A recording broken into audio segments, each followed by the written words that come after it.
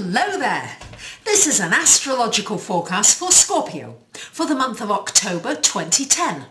And this also applies if you have a Scorpio ascendant. So my Scorpios, early Scorpios, happy birthday to you! I hope it's going to be a really wonderful one for you and a really great year ahead. So Scorpios, this month the focus is going to be on you very much, particularly after about the 23rd of the month, but we've also got Venus and Mars in your sign. So you're going to feel as though you are coming into your own. Many of you should start to feel this strength coming, as though, particularly for those of you who've been working on yourselves for many years, particularly on the personal growth level, you should start to see how far you've come. Really acknowledge yourself a little more. Many's a time, Scorpio, you're so intent and so focused on what you're doing, you've not really seen how far you've come. Really look at this last year. Yes, I know many of you have had some really difficult times this last year, some difficult aspects to your sign, I know, but at the same time, many of you have come such a long way. Really look back as your birthday is coming up. It's time to look back at the year, look back at what you really have achieved and give yourself a bit more credit than you have been doing. As well, with a lot of planets in your 12th house, time very much to listen to your dreams, listen to your visions, listen to that intuitive voice, and also a good time to give to charity, to give to people who are less fortunate than yourself, to really give that kindness of heart to other people. Try not to have too much of the focus on yourself, because your self-focus will be coming after about the 21st, 22nd of the month. Then we can go right back into the focus on you.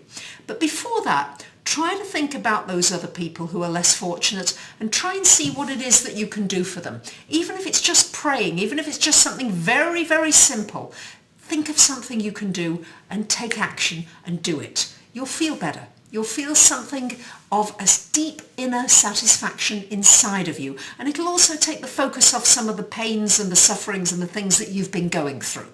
It will help and it will make you feel lighter. We've got then, for much of the month, many planets in your first house. So you're going to be able to go for what you want. This is a month, particularly the first week of the month, with Venus and Mars in your first house, Scorpio. This is a time when you can put all guns forward and you will come across very charming, because Venus in your sign will make you come across more gently. Sometimes you can come across quite strong and a little bit intimidating for some people, but no, not with Venus in your sign, particularly the first week of the month. You should feel as though you're able to accomplish a great deal.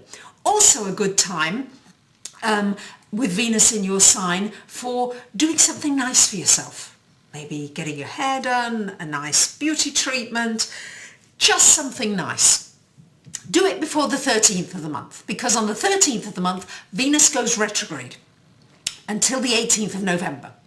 And when Venus goes retrograde, this would not be a good time to do anything beauty-wise, not cosmetic surgery, not having a haircut or anything like that, because when Venus goes direct, often you regret it, or with a retrograde, it has to be redone. So try to avoid that kind of thing connected with this Venus retrograde.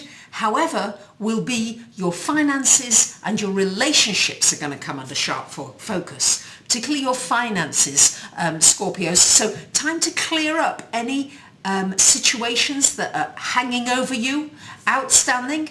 Not a time to go out and buy expensive jewelry and things, but it is a time to consolidate and reflect on your financial situation and on your relationships.